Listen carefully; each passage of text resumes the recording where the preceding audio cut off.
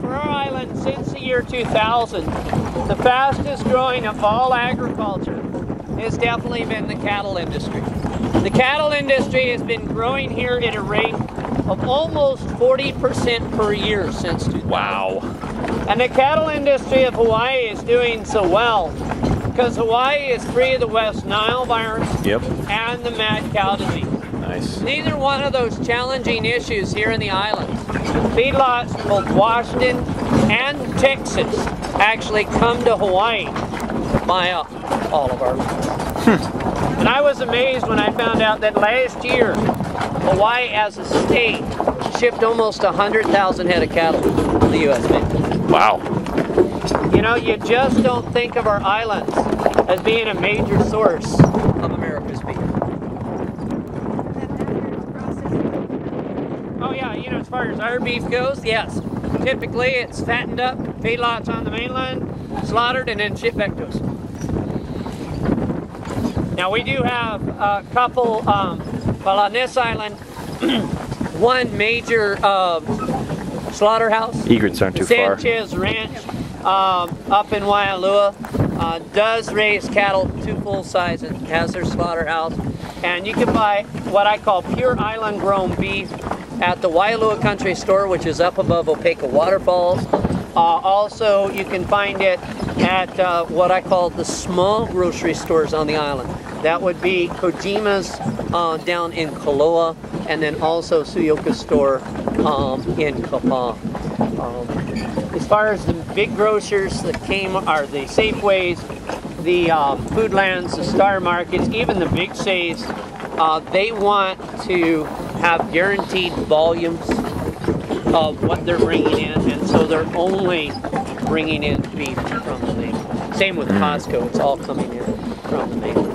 And in reality, what Sanchez's have shared with me is because it's a corporation that's buying bulk and, you know, thousands of cows a year, they're getting a much better price than what he could even afford to sell. What do they send them over in? What kind of boats? Flat boats? Oh, no, on our container barges. He'll make his way on over here. Amos is now 5 years old, and he is the first Clydesdale ever born in Hawaii. But what really makes this little fella famous is the fact that he was aborted 50 days premature. Now Amos should have weighed ideally between 160 and 200 pounds at birth.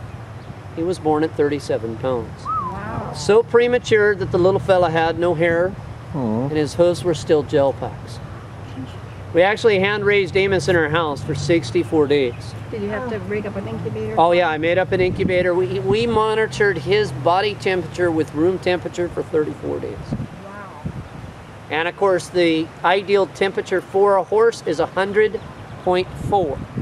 So that meant we kept the temperature in that incubator between 90 and 95 degrees. Wow.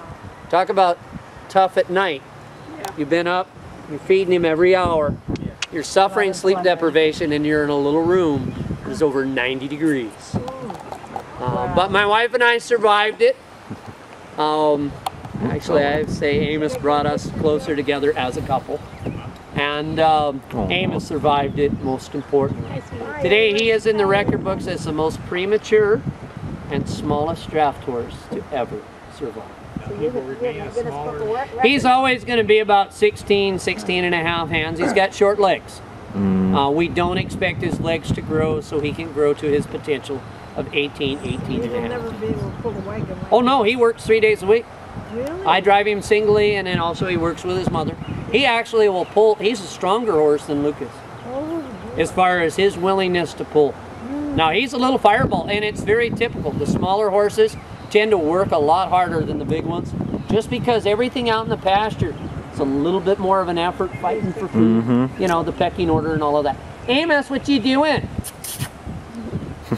Hey, we're over here. We're over here. Yeah. Is he in the Guinness Book of World Records? Yes, he is. And with the help of Anheuser-Busch and the American Clydesdale Breeders Association, Amos's complete veterinarian case study that my wife put together has now been published. So veterinarians worldwide can draw from the information we gained from Amos. And I give my wife How's a your sugar tremendous cane? amount of credit because she documented every change, how much he drank, how much he urinated, defecated, everything through his first 90 days of life. Wow. And did that documentation Oh, we're embarrassing every him. hour. Wow. Sticking out his tongue at you. Wow. Hi, cutie. And then if you look out in the field, the two guys sort of ignoring us, those are my seniors. Scotty's closest to his Tuck on the far side. Tuck is 26, Scotty is 24. Tuck and Scotty came with me from Alaska 22 years ago.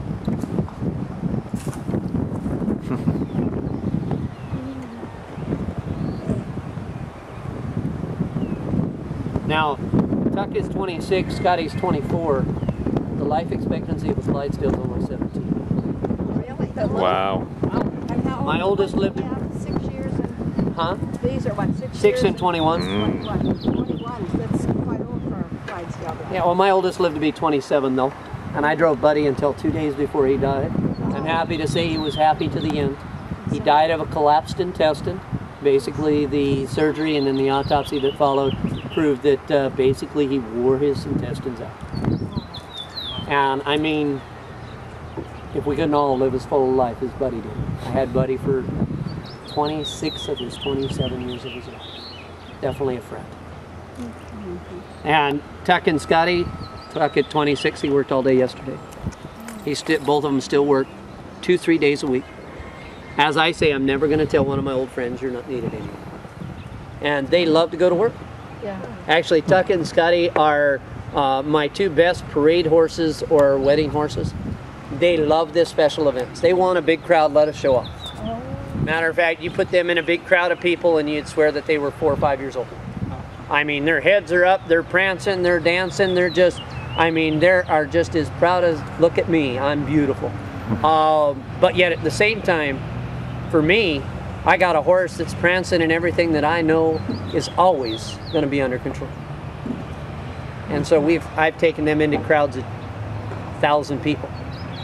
Part the crowd with the horses as you go through. Oh yeah, they're not going to ever step on anybody. Oh yeah. And then she's way down the line there. I was probably getting fed some carrots by somebody else. We also have Luke's full sister out in the field, Lady Kiara. Lady Kiara is 5 years old, and she is an expecting mom. Next April, she'll give birth to the second Clydesdale ever born in Hawaii. We artificially inseminated her on May 8th to a stallion out of Ontario, Canada, SBH Phoenix, the current world champion. Kids? Why do you keep them in barbed wire? Oh, we have to do that for the dumb insurance company. I see. Oh.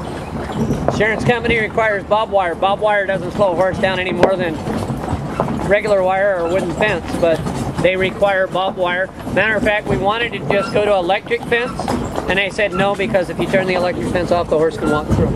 Well, Clydesdale will walk through just about anything you got if they don't want to be there. Really? But the reality is my horses know their boundaries because they're supplemented 80% of their daily diet anyway.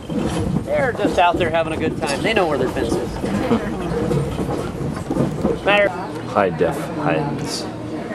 High def hens. Yep. Now we know why there's chickens running around all over the place. Wild chickens. Feral chickens. Yeah.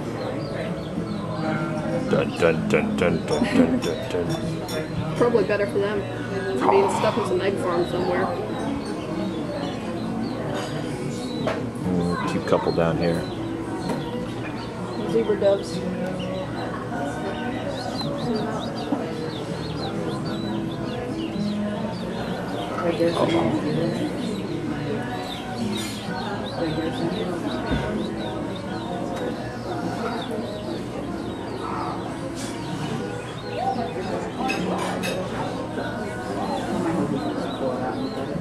Aloha chicken.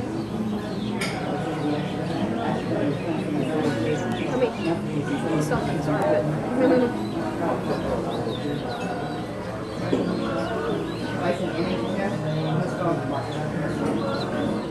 Chicken in the garden.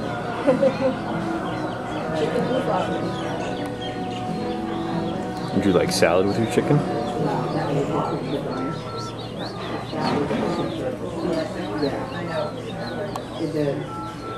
I like small 2-pound chickens.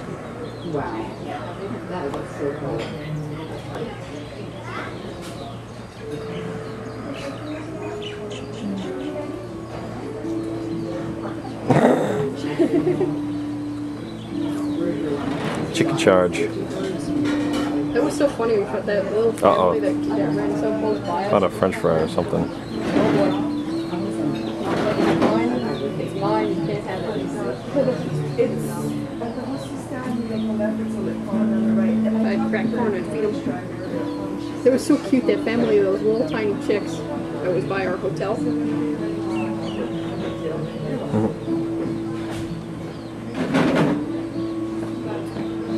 They were so cute. They were like this big.